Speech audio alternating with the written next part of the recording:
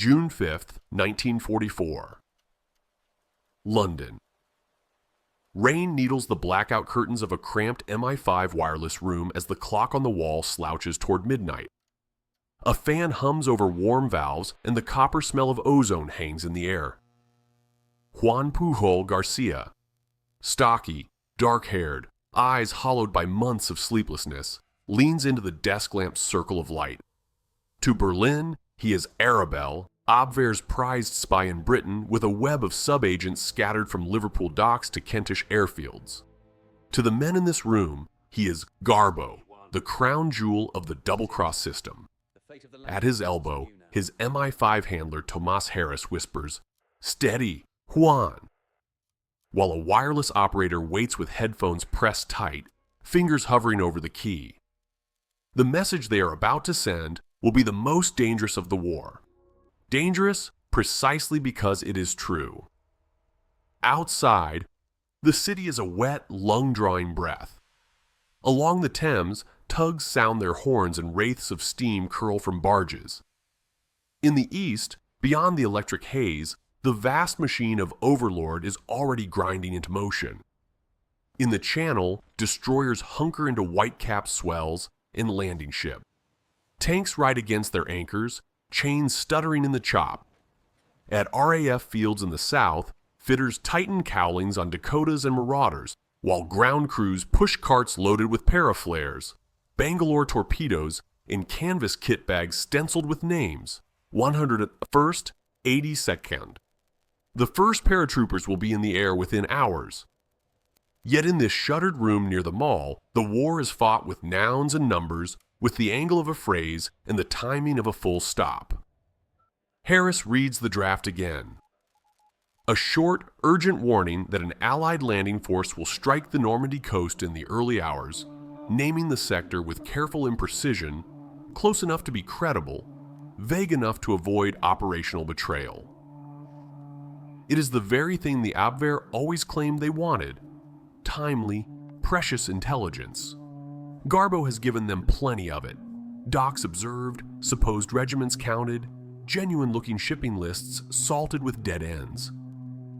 But tonight he will finally give them what every spy promises and almost none deliver: the alarm bell itself. He pauses, pen lifted. "We can't send too soon," Harris murmurs. "If it arrives in time to be acted on, we'll have helped them kill our men." The Double Cross Committee, XX Committee, chaired by the Donish, sharp-eyed John Masterman, has wrestled with this for weeks. The goal is cruelly simple: deliver a message that proves Garbo's honesty forever, yet lands late enough to do no harm. The wireless operator checks his watch. Traffic on Garbo's German schedule will not be monitored constantly. Madrid's Abwehr station takes it in sessions. You have to hit the gap. Too early and they pass it along.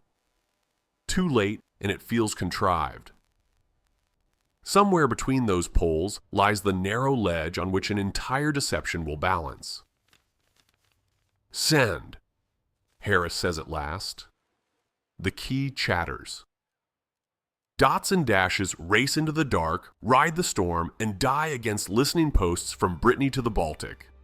In Madrid, Arabelle's handler, the imaginative and credulous Friedrich Kuhlenthal, will find the telegram in the morning. He will push it up the chain after the beaches have already shuddered under the first wave. Later, German reports will praise Arabelle's loyalty, "He tried to warn us," and the Abwehr will tighten the embrace. A medal will eventually be proposed for the unknown patriot in England who almost saved them from surprise. In London, the men of B1A, the double-cross section run by the wiry, unflappable Tar Robertson, will allow themselves only a long exhale and a cup of scalding tea. For Garbo, it feels like standing in the doorway of a burning house. He thinks of the road that led him here. First, the rejection at the British Embassy in Madrid in 1941. Then the audacious self-recruitment to the Germans. The months in Lisbon studying train timetables and guidebooks to forge reports from a country he hadn't yet entered. the improbable rescue by MI5 in 1942 when they plucked him out of the fog and flew him to England. He thinks of the invented men and women he runs, the Welsh nationalist who grumbles about the RAF, the dockside foreman in Glasgow, the earnest typist who claims to flirt her way into hearing shifts for convoy escorts. None of them exist. Yet in Arabelle's case, file in Madrid, they have birthdays, political grudges, sick children, and pay packets. The Germans have laid out money for them, thousands of pounds funneled by couriers and dead drops. And Maria, another cipher clerk in the fiction, signs the receipts in a clean round hand that happens to be Juan's. The tungsten filament in the desk lamp hums. Somewhere above the rain, a siren yelps. False alarm, or perhaps a test. And the wireless operator slips his headphones down onto his neck. Harris reaches for the next sheet in the stack. The future. If tonight's warning is the key that locks Garbo into the Abwehr's trust, tomorrow's work will be the key that slams shut the Pas-de-Calais. Operation Fortitude South, one arm of the great umbrella trick called Bodyguard, requires that the German 15th Army, sitting atop the shortest sea crossing in Europe, believe an invasion force under George S. Patton is massing for the real blow. The first U.S. Army group, FUSAG, will exist on paper and on airwaves. It will throw shadows with inflatable tanks parked among hop fields, plywood aircraft staked at satellite strips, and radio nets buzzing with plausible staffing chatter. But paper, rubber, and radio noise only become iron when an agent the enemy trusts confirms what they wish to hear. In Calais and along the Channel coast, German dummy observers stare into the mist, their binocular eye cups slick with drizzle. The ground there is flatter than Normandy, the beach is broader, the port's bigger, the distance to England half what it is to Cherbourg. It is the schoolboy's answer to the question, where will they come? It is also the answer Hitler wants, and what a Führer wants, the intelligence machine tends to find. In 1944, intelligence in the German West runs along two wires, one from Rommel's Army Group B to OB West under Feldmarschall Gerhard von Rundstedt, and another from both up to OKW, where the Führer keeps the armored reserves on a golden leash. If you can twang those wires with just the right note, you can set whole formations trembling in place. Harris sketches the outline of the next transmissions. After the beaches are secured, if they are secured, Garbo must begin to argue that the troops in Normandy are a feint, a preliminary assault to draw German armor south before the real landing drives into the Pas-de-Calais. That story will be carried not in bald assertions but in the tiny, sticky details that convince a rail shortage in Kent, a report of African-American trucking companies, the Red Ball Express, still unborn but plausible, stockpiling in Essex, a quartermaster's complaint that canvas covers for tank guns are unsatisfactory for extended cross-channel exposure. The best lies are living things with unglamorous edges. Midnight tips into the small hours. In huts at Bletchley Park, the cryptanalysts of Hut 3 will soon be pushing Enigma decrypts of German message traffic across wooden tables slick with pencil dust, scanning for proof that Fortitude's hooks have bit. In Pas-de-Calais, General Oberst Hans von Salmuth's 15th Army stands alert. Divisions that could bleed the beaches white if they marched hard south. 19 divisions, by Allied count, bristling along the shoulder of France. In the coming weeks, those formations will be told to wait. Wait for the dagger that never comes. Pause for the thunder that remains a low growl across the estuary. They will be frozen by the belief that Patton himself, the American hammer, is poised to swing at Calais. Garbo rubs his eyes. Harris sets a fresh cup of tea by his hand and places a small, gentle weight on his shoulder for a moment. A human anchor amid the radios and schedules. After tonight, Harris says, they will never doubt you again. It is a blessing in a sentence. To maintain credibility, they will also have to bleed it for him, sacrifice the convoys to U-boats now and then, delay another message here or there until it is too late. Deception at this level is a ledger of controlled losses and purchased time, and tonight is the down payment. The operator clears his throat. One more message, routine, then lights out. Garbo stares at the page. He thinks of men he will never meet. Royal engineers unfurling Bailey Bridge parts. American paratroopers tapping the buckles of their parachute harnesses, thumbs rubbing the stamped metal. A Royal Navy coxswain running a gloved hand along the splintered gunnel of his LCA. He thinks of German boys in field gray oilskins, smoking foul cigarettes under gun embrasures, and of the women who wait for all of them on both shores. The rain slackens. Somewhere in the city, a train clatters across points and fades. He picks up the pencil. This is how you freeze an army. Not by shouting at it, but by whispering to it precisely what it already suspects. Satisfy the logic of a map, the bias of a ruler drawn across the Strait of Dover, the pride of commanders who fancy themselves realists. Make it convincing, make it tidy, and they will hold. In a few hours, men will step down into black water and wade toward arcs of fire. Their lives will depend on how madly, how utterly, a fiction can be believed. The operator taps the sleeve of his jacket. "Ready when you are, sir." Garbo nods once. The lamp hums louder in the sudden quiet. Harris watches his pen move, line after line. Beyond the window, London takes another measured breath, and the night ticks toward dawn. June 6, 1944. ISO 312. La Roche-Guyon, France. The chalk-walled chateau squats over the Seine like a watchman with a headache. Rommel is in Germany for his wife's birthday. In his place, the night duty staff shuffle message pads and ashtrays while telephones buzz and crackle. A liaison officer from 7. Army calls from St. Lo. American parachutists have dropped in the bocage. Another voice, tight with static from Cherbourg, reports green flares over the coast and the cough of naval guns somewhere beyond the horizon. Somewhere in the wires between these desks and OKW and Berchtesgaden, this night is trying to decide what it is, the beginning or a distraction. Before dawn, the beaches of Normandy turn into silhouettes under white magnesium. On the British flank, Horsa gliders scissor into pasture, skidding to rest near bridges named with painterly code, Pegasus, Horsa, while distant bugles and bicycle bells of French gendarmes ghost across hedgerows. Farther west, the American drops scatter across flooded fields. Men curse, fight their chutes in the dark, and shoulder rifles cold with dew. In the Channel, the invasion fleet shows its teeth. Destroyers line up like gunners at a fairground stall. The big ships roll, and their decks jump with each muzzle blast. Yet in the German map rooms, the hand that should move the armored reserves south hesitates on the pin. The Pas-de-Calais is closer to England, wider beaches, bigger ports. Every map says so, every mind trained on straight lines says so. And in Madrid, a very valuable agent named Arabelle says so. By breakfast, the first wave is ashore.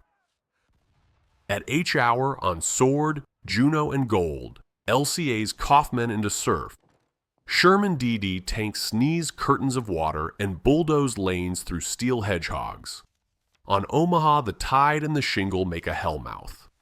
At 09 George in London, MI5's B1A section walks briskly to their morning conference with the XX Committee, faces bleached by fatigue and lamplight. Tar Robertson lights a cigarette off the butt of another. John Masterman rubs at the bridge of his nose and scans overnight decrypts from Bletchley. Among them, intercepts suggest the German 15th Army has been ordered to stand fast. There are reports, half rumor, half doctrine, that the real blow will strike the Pas-de-Calais in a matter of days.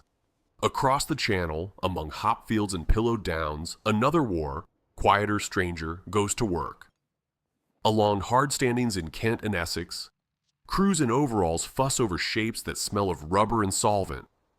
Shermans that weigh a few dozen pounds and collapse if you lean too hard. Spitfires whose wings crumple when a gull lands on them. LSTs that fit rolled up in a lorry bed. The 21st Army Group's Deception Arm, R Force, commanded by the sardonic, unblinking Colonel David Strangeways, has drawn a phantom on the English landscape. They call the largest part of it FUSAG, the first United States Army group placed under the one American the Germans most fear, George S. Patton. Patton, meanwhile, has been ordered to tower over the fiction like a statue.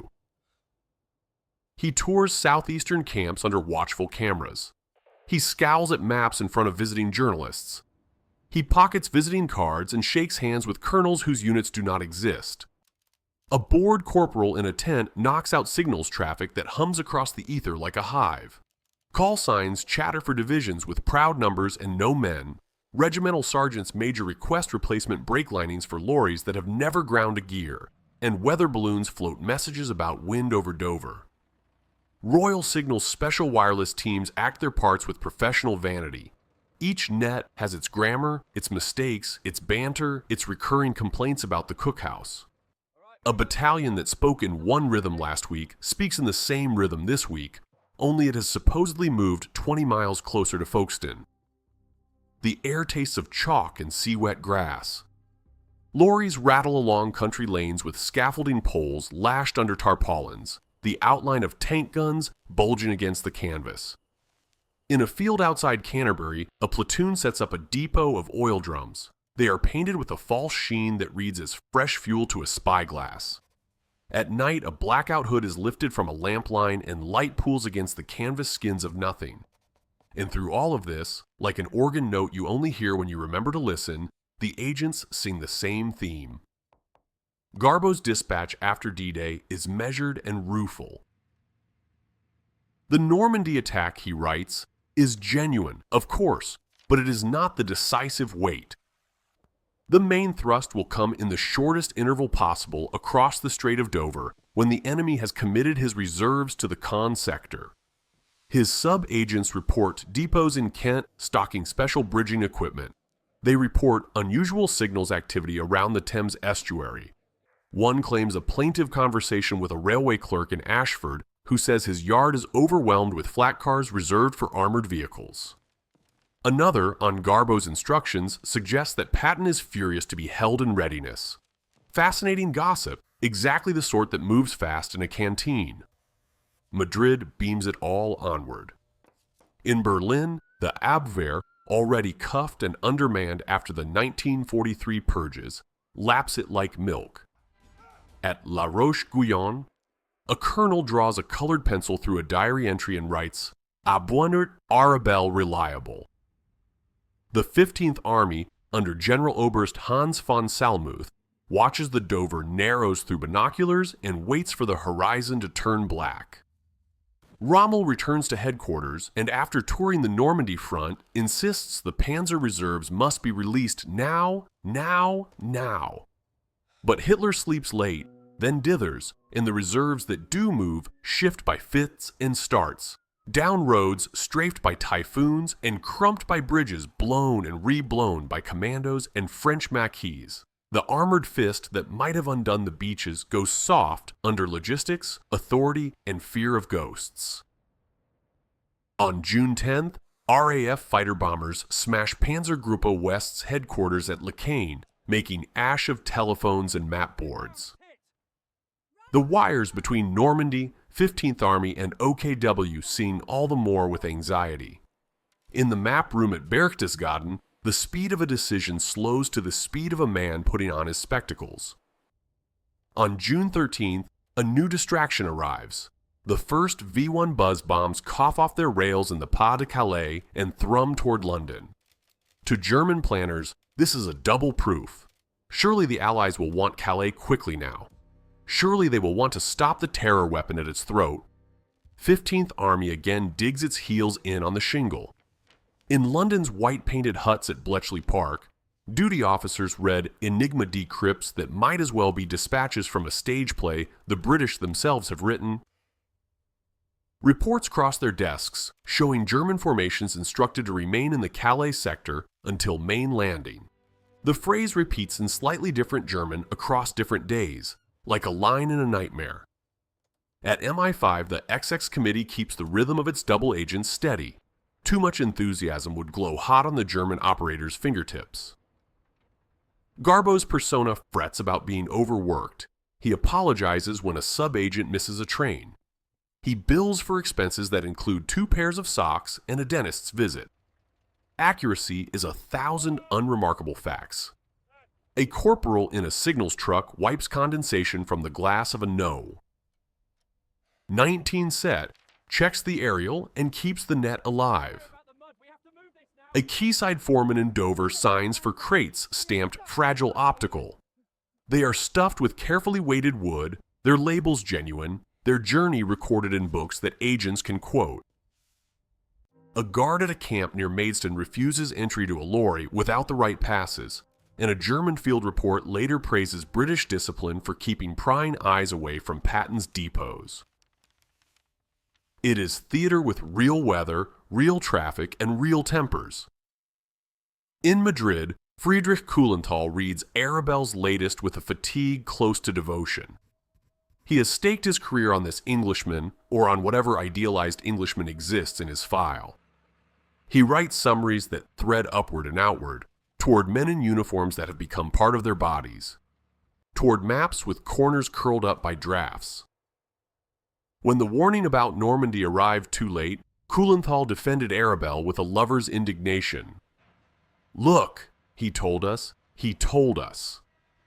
Now he builds the scaffold for the next assertion. Wait for the hammer at Calais. On the Norman front, the fighting hardens around Caen. British armor claws at a city unkind to tanks. American troops break through towards St. Lo. Hedgerows become cathedrals of ambush. Every day the beaches must be fed. Petrol, ammunition, blood. Mulberry harbors bloom like steel flowers. Dew KWs clop through surf. The Red Ball Express begins to sketch itself in notebook margins. To the men in the surf and the dust, the idea that their agony is part of a larger story offers no comfort. But far away, 19 divisions grip their rifles on the wrong patch of coast and wait for a command that does not come. In mid-June, Rommel drives along the front, eyes narrowed against rain, trying to see through the fog of his own system. Rundstedt argues with OKW by telephone. He receives advice and permissions that sound like the soggy rustle of paper. Reports whisper that Patton's group is assembling opposite Calais, that airborne units are stacking parachutes near Manston, that whole brigades of amphibious armor, new and terrible, are lined up under tarpaulins in the Kentish dusk.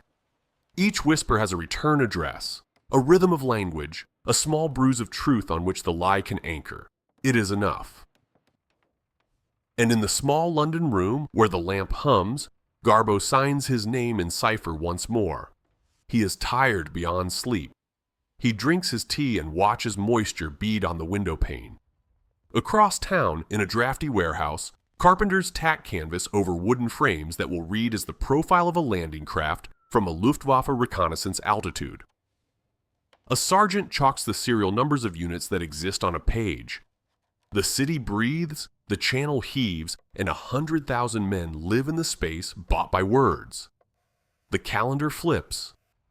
Normandy is no longer a question, it is a grind. Yet 15th Army still looks east. In late June, early July, Enigma yields more proof. The Germans speak of a second, larger landing yet to come. In an OKW note that will be poured over later like an augury, someone underlines Pas-de-Calais twice. 19 divisions, artillery, panzer grenadiers, infantry with heavy boots and heavier packs, stand to their arms, peer into mist, and keep their transport engines warm. The hammer never falls. In the end, this is what deception looks like from inside. Not fireworks, but 1,000 patient, plausible breaths. June 17, 1944. Dawn slides down the chalk of the Dover cliffs like a pale curtain. In a hut that smells of damp canvas and solder, a Royal Signals operator cups his hands around a mug and leans into the hiss of a number 19 set. Across the channel, a Luftwaffe reconnaissance plane trims its wings and ticks along the Kentish coast. From 8,000 feet, the set pieces look convincing enough. Neat parks of Shermans, black dots of LSTs laid cheek by jowl, airstrips with Spitfires rooted like dragonflies. Even a trained eye, squinting into sun glare and ground haze, wants to believe what the mind expects to see. At Bletchley Park, the overnight Enigma harvest catches a gleam.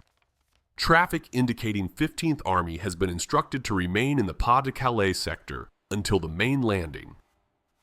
The phrase is repeated with small bureaucratic variations over the next days, like a theme returning in a symphony. In London, the XX Committee reads those lines with flat, exhausted satisfaction. John Masterman turns a pencil between finger and thumb.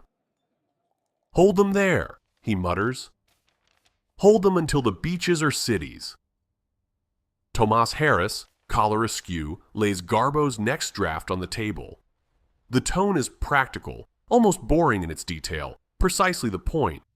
One subagent, a fitter in a depot near Ashford, reports a consignment of assault bridges treated with a new waterproofing varnish for long salt exposure.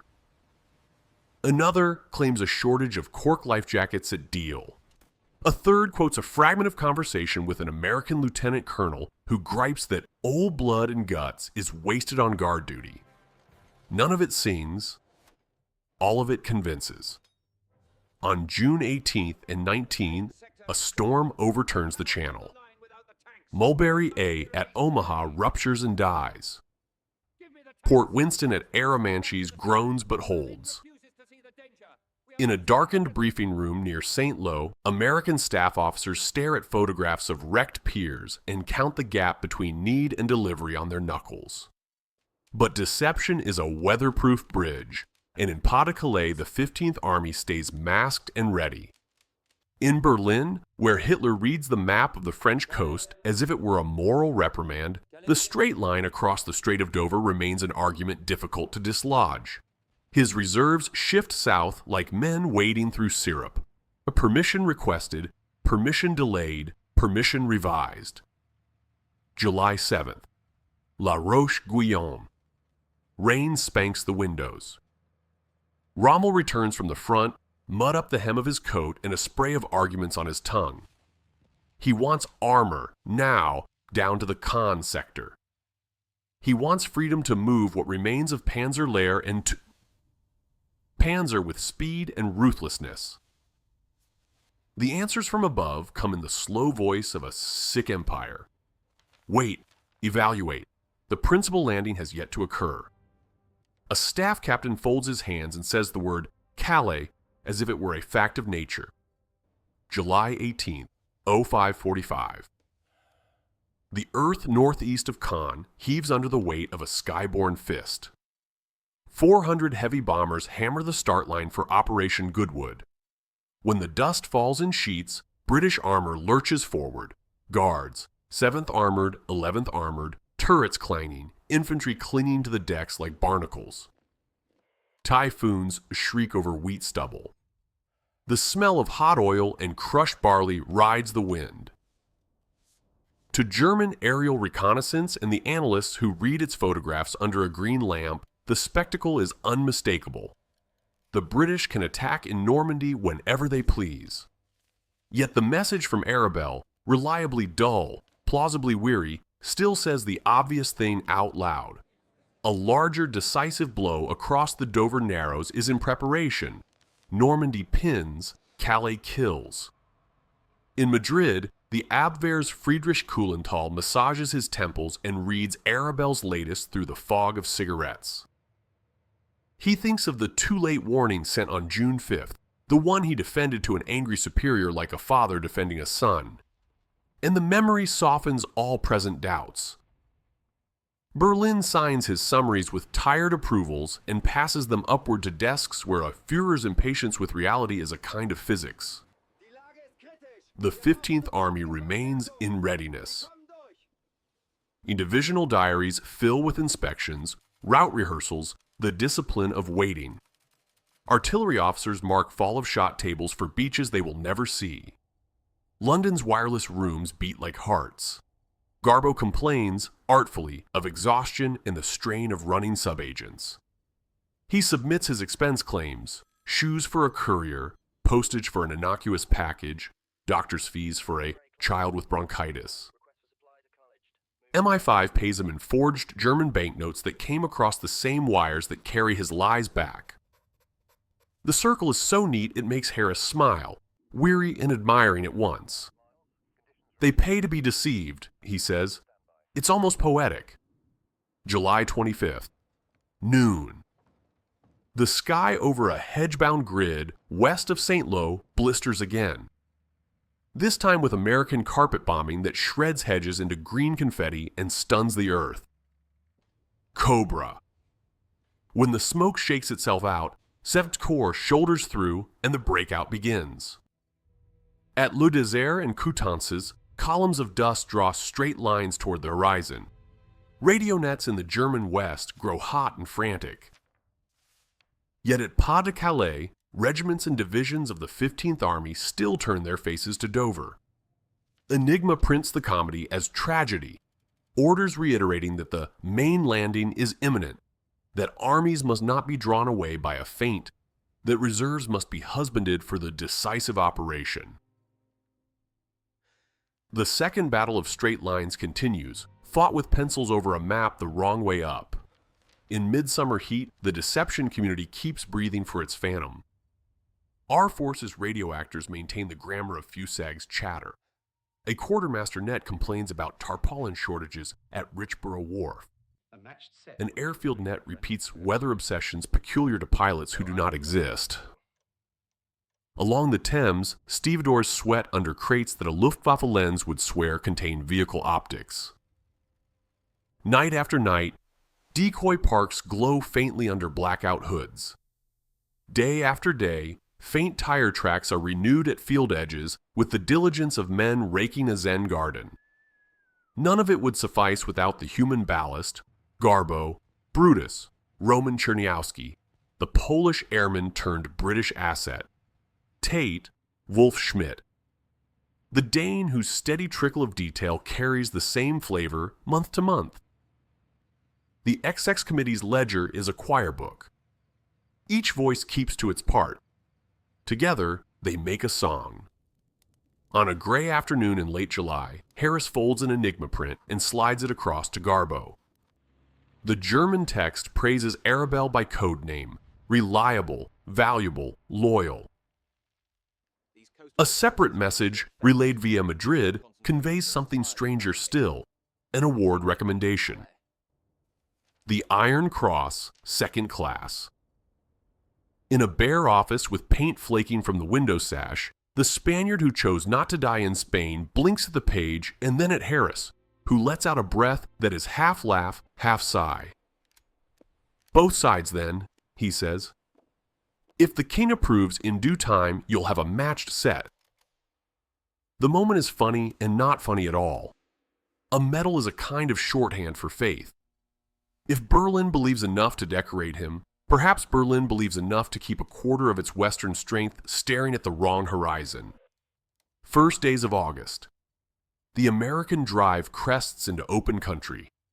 Patton, the real one, flicks his staff map with a riding crop and sends Third Army sluicing into Brittany and wheeling east. German counterstrokes collect under names that will be written later with a wince. Ludisch, Mortain, and fall apart under jabos and fuel shortages, under loss of command coherence and cruel arithmetic. When armored divisions are finally pried free from the Calais coast and sent south, they come by night on roads written down in Allied notebooks and pointed at by resistance fingers. Typhoons picket them in the blue intervals, rockets spitting, and bridges go out like candles down a river. In a trailer office near Schaff, a young intelligence officer flips through aerial mosaics and listens to a summary from the deception desk. 15th Army remains in place. Indications of anticipated second landing continue. He looks up, slightly stunned by the simplicity of the sentence in the face of the chaos it controls. 19 divisions, enough weight to have broken a beachhead in June, are living out a conditional clause. If the Allies land at Calais, if Patton crosses in the east, if... The best trick in war is to make an enemy obey his own if for longer than he can afford. Night thickens early on August 6th. In the same room in London, the same lamp hums. The same operator lifts the same headphones and checks the hands of his watch. Garbo signs another message that states the danger plainly. Once more, preparations in Kent continue. The decisive assault will follow when the enemy has thinned his reserves. In Madrid, Kulenthal will read it with the slow contentment of a man finding the same paragraph where he left off. Across the water, under drizzle that makes the hedgerows shine like snakes, American infantry pull up against a town called Mortagne, and German tanks rumble in the dark toward an order that no longer matters. You cannot see a deception from the ground. You hear it in the rhythm of orders that never quite arrive, in the way a staff officer clears his throat before repeating a doctrine known to be wrong, in the specific names of places you are told to watch. In Pas-de-Calais, soldiers eat black bread and stare across at a cliff. In Normandy, soldiers eat dust. Between them lies a sentence written over 6 months in invisible ink, dried by the heat of human need, and read aloud each day by men who believe themselves immune to fantasy. On a warm morning as the first whispers of fillets begin to rise, Harris watches Garbo knot his tie in the glass of a filing cabinet and thinks, not for the first time, how ordinary a man can look while altering the shape of a continent. "We keep going?" he asks. Garbo nods, until they cannot afford to keep believing. July 17th, 1944. Noon rain needles across the Norman hills as a dark staff car scythes along a hedge-walled lane. A pair of RAF Spitfires fall out of low cloud like hawks. The pilot sees a splash of staff pennant, rocks his wings, and rakes the road. The horse slews, climbs a bank, and flips. When the dust settles, the driver crawls out screaming. The passenger in the back is a broken geometry of limbs and blood. It is General Feldmarschall Erwin Rommel. His skull is fractured. Normandy loses the one German commander who could argue with Hitler and sometimes win. In the vacuum, the wires between the front, OB West, and OKW tighten into something like a garrote. 3 days later, July 20th, the bomb in the Wolfschanze blows the inner walls of the regime apart. The Wehrmacht's senior ranks flinch inward, eyes on their own uniforms. Every decision acquires a second, more dangerous meaning. On the French coast, the pause thickens. Doctrine becomes superstition. A strong general could have cut that knot with movement. Instead, the knot holds. July 25th, N940. Near St. Lo, the earth thrums with American heavy bombers. They come in glades and avenues of steel, four-engine shadows tugging a ceiling of dust down over the hedgerows. When the pressure lifts, Simcoe moves, not like a door creaking open, but like a latch snapping. Cobra. Shermans claw through hedgerow faces cut by explosive, gapping charges. Infantry thread forward under a roof of 105s. Radio nets crackle with reports in which the words through, beyond, and past appear with startling frequency. German battalion CPs splinter under the leftover concussion. Men stagger to their feet and notice only then that a mapboard is gone and a colonel is gone and a road that used to be there now runs with smashed wagons and grain. At La Roche-Guyon, the telephones shrill. A staff officer smokes a cigarette until the paper chars his fingers and calls OB West again. Rundstedt's voice on the line is hoarse with the habit of being overruled. South of Avranches, the front is coming undone. North in the Pas-de-Calais, the 15th Army waits at its posts, hands on the straps of packs that have never been shouldered. The main landing, a message repeats, has yet to occur. A colored pencil underlines Calais twice in a diary. The man who draws the line does not know that the pencil stroke itself is part of the story England wants him to tell. August 7th. Mortagne. Night rolls in, close and warm, smelling of diesel and rain. Panzer engines cough to life in orchards and cattle yards. Ludish, the counterstroke goes forward with the strength of a threat and the weakness of a rumor. Panzers nose into the dark. They follow roads they do not own anymore. Roads that resistance men have inventoried, roads a typhoon pilot recognizes by the kink of a hedgerow and a white farmhouse at the end of a ridge. When dawn comes hard and yellow, American infantry rate company after company to a halt around Hill 314. Jabos show up with rockets and a certain cheerful malice. A Mark IV backed into a lane to turn receives a streak of smoke and fire and ends as jagged metal. The counterattack, assembled late and driven into a sky already claimed, dies like a spark in wet grass. From Madrid, Arabelle dutifully insists, again simply, that the decisive blow is still shaping in Kent. His imaginary fitter frets that bridging varnish deliveries now require a colonel's signature. His dockside contact whispers that a convoy schedule has been rewritten to favor Dover traffic. His typist passes on a scrap from a canteen. Patton is restless and insulted. The reports exhale exactly the way true gossip breathes. Friedrich Kuhlenthal reads them with the comfort of a priest returning to a familiar liturgy. He prepares a digest that explains Normandy as the hand that waves, Calais as the fist that will strike. Across the channel, a Luftwaffe reconnaissance pilot steadies his camera over the Thames estuary and the Kentish Downs. In the ground glass, he sees parks of vehicles, strips busy with fighters, silhouettes of hulls along a strand. The image lies to him as gently as a summer afternoon, and he accepts it. He flies home with negatives that will be pinned to a lamplit board. A major with a Laub will nod slowly, making marks. He will never stand close enough to an inflatable Sherman to press 2 fingers into its canvas hide. In London, the XX Committee reads Enigma decrypts with faces that refuse to smile. Messages report, 15th Army to remain in sector, expect second, larger landing. Another specifies, reserve movement south to be limited, possible feint in Normandy. The committee's shorthand becomes almost tender in its brevity. Hold.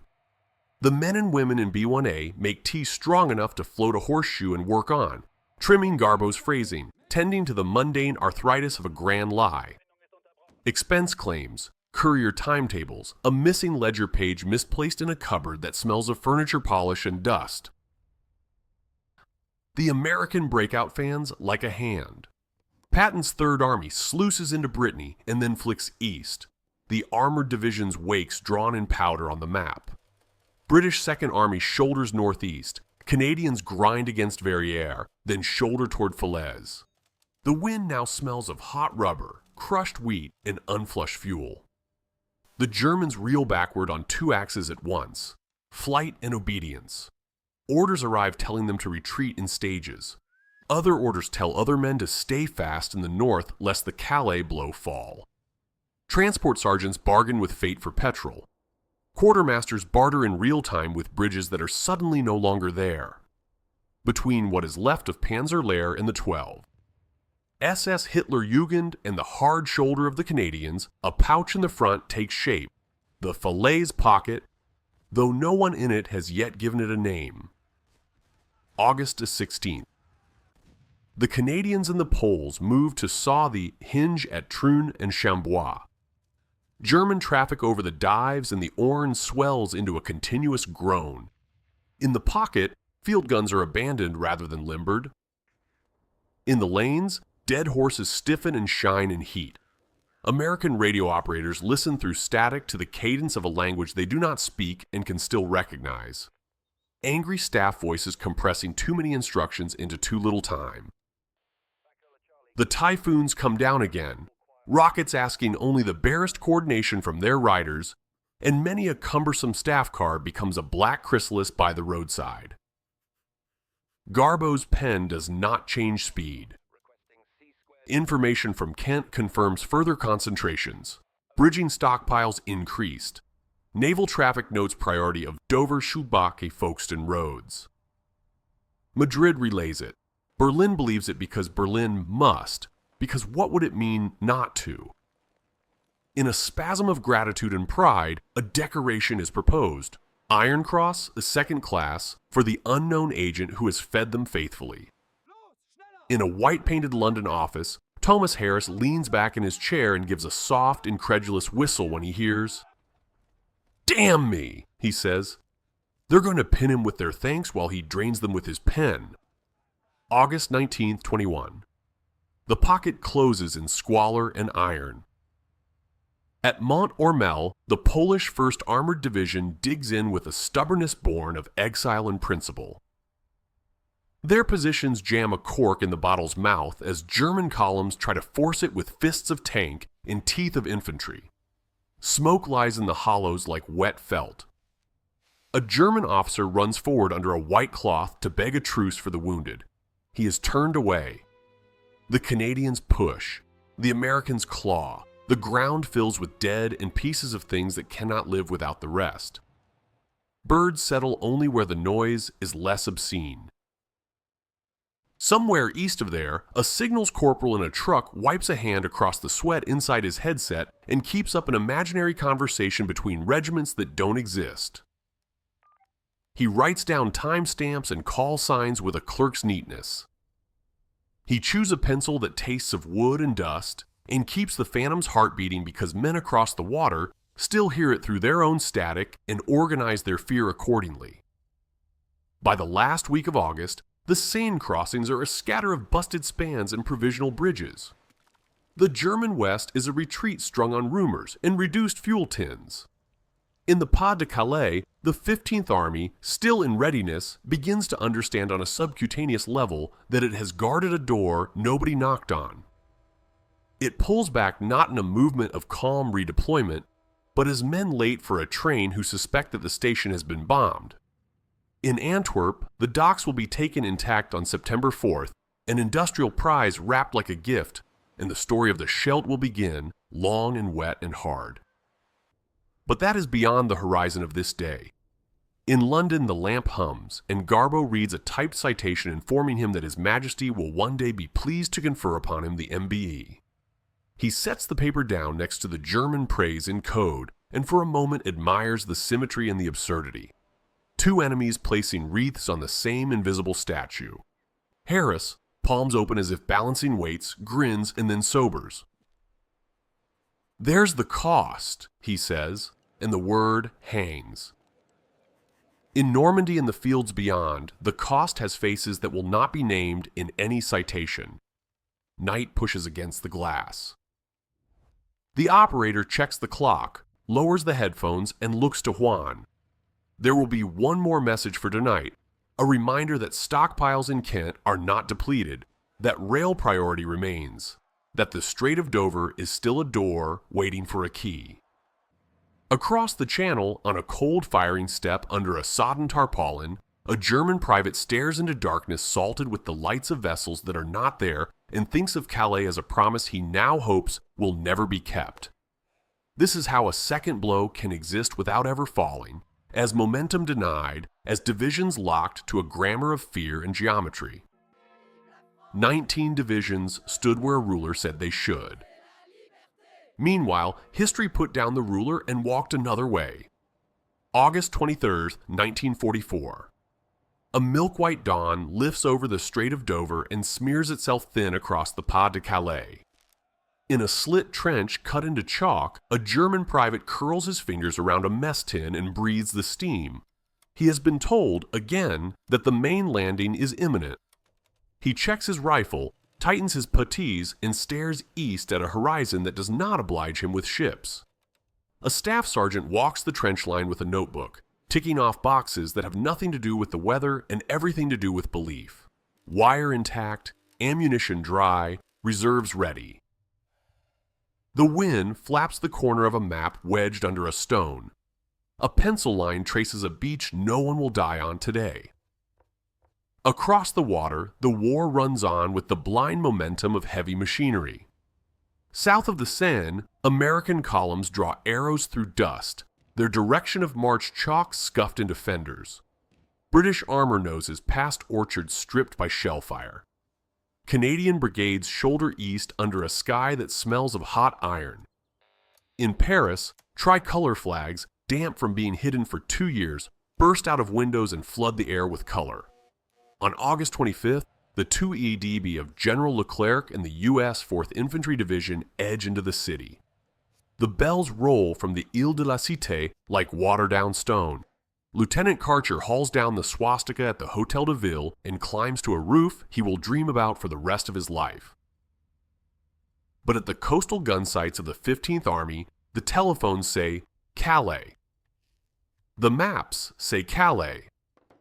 Arabelle says Calais. In London, the lamp heaves as ever. On the table at MI5 are two pieces of paper that do not seem to share a world and yet do. One is an Enigma print from Hut 3. The 15th Army remains in readiness against a landing in the Calais area. The other is a typed note to the effect that His Majesty intends to reward certain services with an MBE. Tomas Harris's tie hangs like a tired flag. He sets the papers side by side and scratches behind one ear. "You have built a bridge out of smoke," he says to Garbo, half grin and half grief. And the enemy has marched their divisions across it into nowhere. The Phantom still needs feeding. Our force keeps its pulse. Radio sets in the orchards of Kent stutter with the gnat buzz of a net that never tires. A corporal in a signals truck repeats habitual errors his imaginary opposite numbers would make, because even carelessness must be authentic. A quartermaster ledger at Richborough lists tarpaulins and brake linings and waterproofed rations for regiments whose shoulder flashes can be drawn in the dark, but whose parade ground tramp will never be heard. On the Thames, a tug hauls a raft of barges through a bend where a Luftwaffe lens might catch them. The photograph will be stamped with a date, a file number, and a conclusion that sticks like burrs in a staff briefing. In Madrid, Friedrich Kuhlenthal reads Arabelle's latest. The ink makes a small pool at the bottom of a letter. June's too late warning has hardened into a talisman he fingers in bad moments. He frames this new report with the same piety. Kent remains busy. Dover traffic has priority. A decisive crossing in the east will follow. He writes the digest with the odd contentment of a man returning to a bed he knows. Berlin receives it. Somewhere in a room lit like a museum case, someone initial scribbles approval with a pen that trembles only slightly. North of the breakout, the German West tries to draw new breath. Bridges are down. Fuel is a rumor. Staff cars bump over planks and through puddles of oil with the nervous aplomb of people late to a funeral. Messages instruct what cannot be done, forbid what must be done, and trim what ought to be done with caveats until only the verbs survive. When armored regiments of 15th Army are finally pried from their billets and sent south, the move feels like a late apology. A panther that starts at dusk may see dawn only if a typhoon's rockets choose another target today. A medical officer leans into a truck's cab, hooks an IV bag to a bent coat hanger, and listens to the engine as if it were a patient too. August 31st. The Seine runs crowded with pontoons and improvised ferries. Engineers bolt Bailey trusses into squares of river that behave poorly. On the east bank, exhausted divisions of the Wehrmacht show their backs like men leaving a stage after the curtain has fallen. To the west, American MPs wave traffic with gestures that assume nobody has slept in a day. A private with dust in the crease of his smile grins at an M7 priest and says to nobody, "All the way to Berlin, the way a boy says, all the way to the sea." In Antwerp, a gift no one guessed would be wrapped so carefully. The docks will yield themselves to the Allies on September 4th. The Scheldt will make it hurt anyway. But still the 15th Army, those 19 divisions that began the summer, pointed at Dover like a forest of bayonets, is not where it would have mattered when it would have mattered most. Garbo keeps to his hour. He writes with the steady hand a clerk must have to become a conspirator. Stockpiles in Kent not diminished, notable traffic near Folkestone and Dover, weather considered favorable for major operations once enemy reserves engaged in Normandy. In Madrid, the relay is timely, the tone familiar. In Berlin, the Abwehr, thinned by arrests, cursed by rival services, hollowed in the ribs by the July plot, barely has the breath to argue.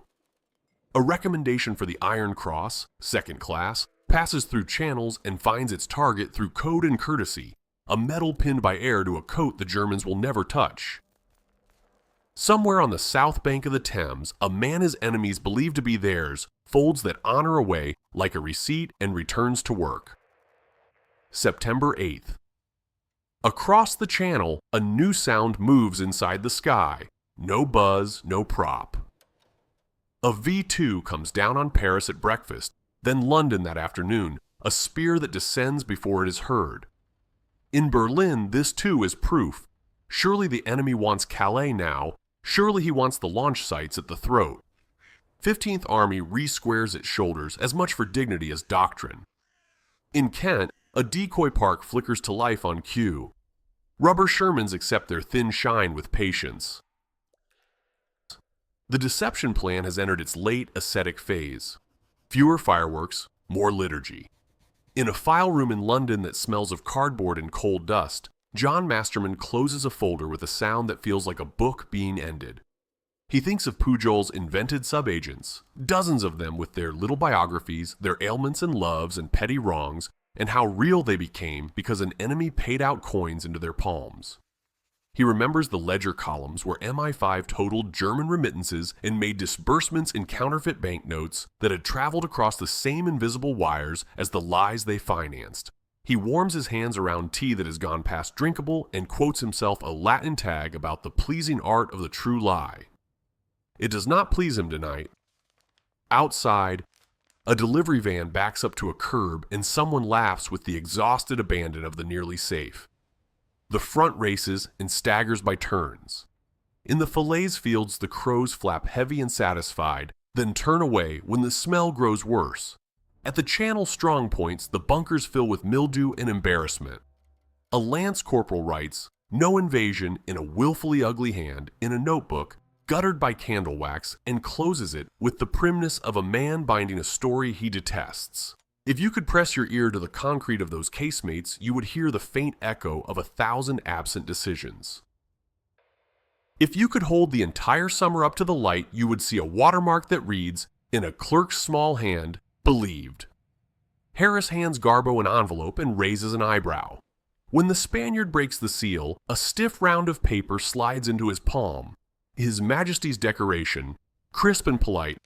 Harris says nothing for a moment, then, "Keep them together," meaning the British medal and the German one, the way a man might tell a friend to keep his children speaking to each other. The joke has a sting in it, and both men feel it. The medals are symbols, and symbols are what they have used to move divisions the way magnets move iron filings under paper. Not touching, never touching, but undeniable. By late September, the Phantom is allowed to thin. Signals nets go quiet one by one like lights switched off in a sleeping city. A decoy park is dismantled and the shapeless corpses of inflated tanks are folded like tents. A ledger page is turned and never turned back. The first U.S. Army group, which existed the way a shadow exists, because something stood between it and a willing eye, gives its last order and disappears.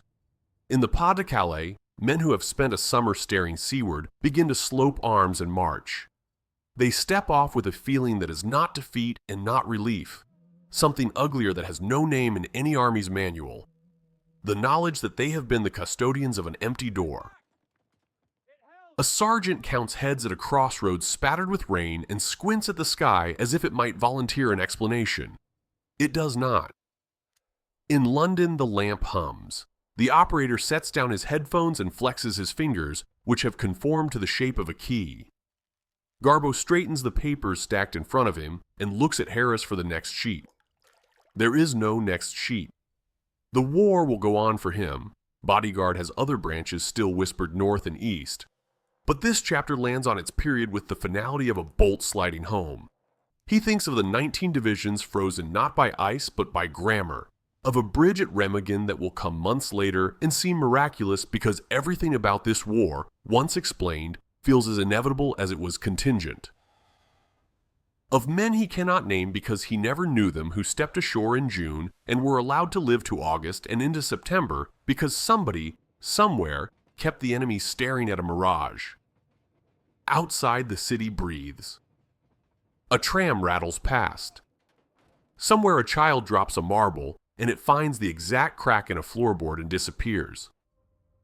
Harris clicks his pen shut and says very softly, "That's that." Garbo nods, a small movement, the smallest of acknowledgments that an edifice built of words can, at last, be left to stand without its architect. October 1st, 1944. Brussels rail yards clank like a blacksmith's shop as Allied locomotives cough to life under a lid of low cloud. Infantry in greatcoats ride open wagons, boots braced against the boards. A supply sergeant slaps a tailgate and yells for someone to count jerry cans again. The front has leapt forward and then snagged on fuel, rivers, and the ruined geometry of Europe. In London, where rain returns with the prim regularity of habit, the war narrows to a meticulous tally of bridges and bullets, petrol and days. In that ledger, one line item lies quiet and large.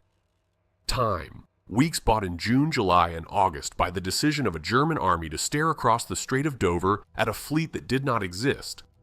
The paper proof of it is dull enough to be irrefutable. Enigma decrypts from Hut 3 stack in files labeled with dates and the featureless economy of staff work. 10 June, 15th Army instructed to remain. 22 June, no major redeployments permitted. Early July, anticipate second decisive landing Calais sector. Mid-July, reserve armor north retained. Late July, restrictions loosened but formations still held ready. August, continued readiness. September, Calais coast thinned, not emptied. Each strip of typed German, translated and stamped, is a picture of a decision deferred.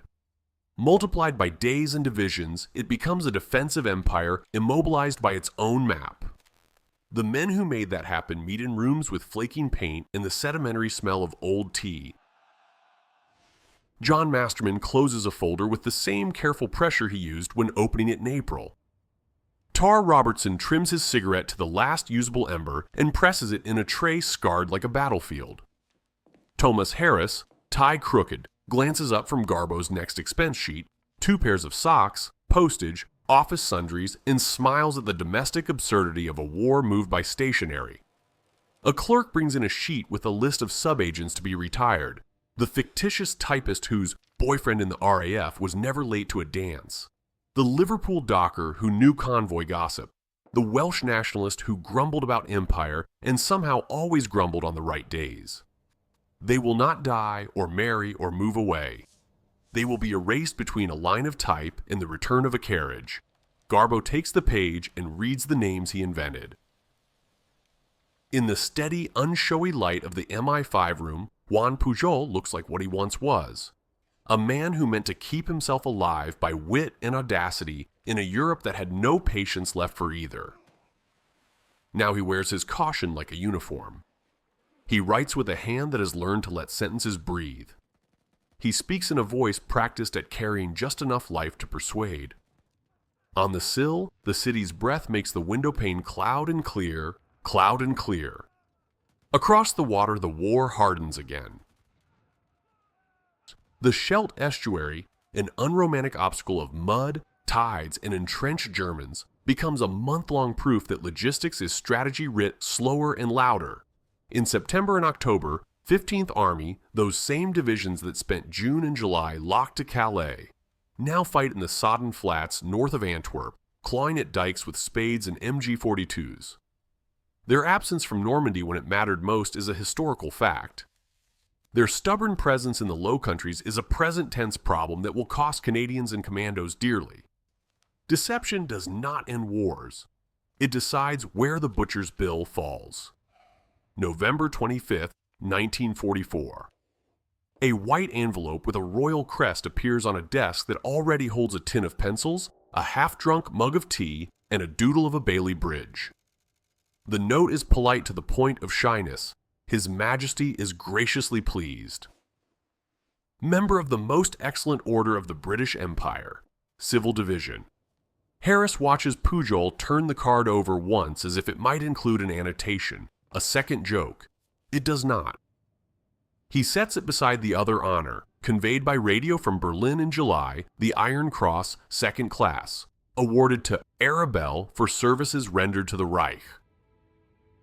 2 decorations for the same service, the same summer, laid side by side like twin mirror coins. Harris taps the table edge with a finger. "One for the story you told," he says, "and one for the story they believed." By winter, the Phantom is mostly dust. Arc 8 forces radio nets power down. A last night shift operator, hands cupped around a mug gone cold, closes his log with a line that looks like the end of a chapter.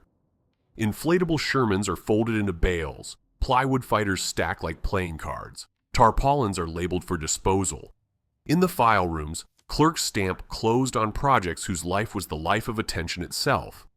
The first U.S. Army group, FUSAG, passes into a kind of qualified non-existence. It will still appear on German maps, lagging like an afterimage, for a while after its signals and shapes have gone. The reckoning arrives in numbers. Analysts at SHAFE, some in uniform, some in borrowed jackets with chalk on the sleeves, draft the memoranda that turn breathless summer into table and chart. 19 divisions held in the Calais Arc in June and July. Reserve armor north retained through crucial windows. Panzer movement south delayed or throttled by authority and fear. German estimates of a second landing continuing into August and September. The memos are not written for posterity. They are tools for the next operation. And the next is already stenciled on maps under elbows. The Rhine. Operation Bodyguard's other branches awaken like old cats. Whispers toward Norway to hold mountain divisions in place. Hints in the Balkans. A stippled fog of threat to keep the German staff humming along the wrong frequencies. Pujol works as he has always worked, in the space between a truth and the version of it an enemy wants. He writes fewer messages now, but each carries the same weight of tone. The Abwehr, flayed by the July plot and outmaneuvered by rivals, has less breath to argue. Still, Arabelle's reports go forward, fitted to what the recipient expects to see. Winter drops over Kent and Essex, softening the outlines of fields that once held rubber tanks and paper depots. A Luftwaffe pilot peering down at the white geometry of hedgerows would see nothing remarkable now and might feel cheated without knowing why. February 1945. The river names change. Roer, then Rhine, and the calendar turns hard-edged again. The British and Canadians cross north in Operation Veritable. The Americans punch south. The bridges the Germans fail to blow become plot devices in a war film too vast for a screen. When, in March, a span of truss and rivet at a place called Remagen fails to die on schedule, the Allies bolt across it with a speed that makes generals swear in relief and opponents despair into fatalism. Hold a foe's reserves in the wrong place for long enough, and sometimes a singular accident looks like destiny. There is no final performance for the deception, only a fade. By April, Garbo's voice has mostly gone quiet on the ether. A file clerk signs out his binder to a cupboard. MI5 colleagues, professionals at leaving without ceremony, shake hands in hallways where drafts curl the corners of pinned maps. Harris stands at the window and watches London dripping into spring. "You saved men you will never meet," he says to Pujol, not as a toast, just as a line the room needs to hear. Juan nods, because he has learned that some truths do not sound more true when repeated. The war ends in fits and suddenness. Flags sprout from windows, men climb onto statues, an orchestra rescued from rationing plays a march in a square that smells like old smoke and rain. In the rubble of Berlin, roll calls of the dead begin. In small villages in Spain and Britain, people who never guessed they had been part of this story go on with laundry and bus queues. A few months later, someone proposes a book. Masterman will write one long after. Others will tell their portions. The full trick will wait years for a spine and a dust jacket. Garbo's afterwar turns both expected and strange. He will vanish the way a good ghost should, first into Spain, then Portugal, then a faked death by malaria in 1949 that convinces even friends long enough to let him slip to the New World. Venezuela. A cinema in Caracas hums. A man sells tickets with a polite smile, and nobody who hands him a coin imagines he once pinned 19 divisions to a coastline with ink. In 1984, an English writer with a taste for shadows will find him and bring him back for a curtain call, a reunion on D-Day's beaches, where veterans grip his hand with the comprehension of men who have outlived hatred and can afford gratitude. But those are peacetime footnotes. In 1944, he was a pen and a voice, and that was enough. So what did the lie buy? Measured in tonnage, it bought piers and pontoons time to float and be rebuilt. In miles, it bought the crawl to St. Lo, the push to Caen, the sweep to Avranches, the shelter of a sky not darkened by the full weight of northern panzer armies. In days, it bought Normandy its June and July and the breakout's clean horizon. In lives, it bought men across the shingle and through the hedges who would otherwise have met a redder arithmetic. And what did it cost? Germans died in places their maps told them made sense. Canadians bled in the Scheldt for ports the deception had not yet made useful. Civilians everywhere lived between siren and silence while clerks counted virtues into ledgers labeled operations. No trick is free. The miracle is when the bill is affordable. On a desk in a secure building, long after the summer of engines and oars, a small wooden box holds two medals whose metals do not agree. One was granted in confidence by a king, the other transmitted in cipher by a regime already losing its own argument with reality. They sit together in the dark, the way contradictions do, and make no noise. If you lift them out by their ribbons and lay them on a map of the Channel coast, the weight is almost nothing. If you lay the summer of 1944 beside them, the weight becomes something you can feel in your wrists. Night again. The lamp hums. The room is mostly empty. A clerk's chair creaks as it is pushed under a table for the last time that day. Somewhere on the south bank of the Thames, the tide turns, quiet and inarguable. In Calais, a year has become a scar on concrete where eyes stared for ships that never came. In Normandy, grass works through shrapnel and the old hedges hide the iron in their roots. And among the papers, folded into a manila file, is the story of how a civilian built a weapon out of names and times and sent it humming across wires into the minds of generals, where it detonated with a soft, patient blast and left 19 divisions standing still.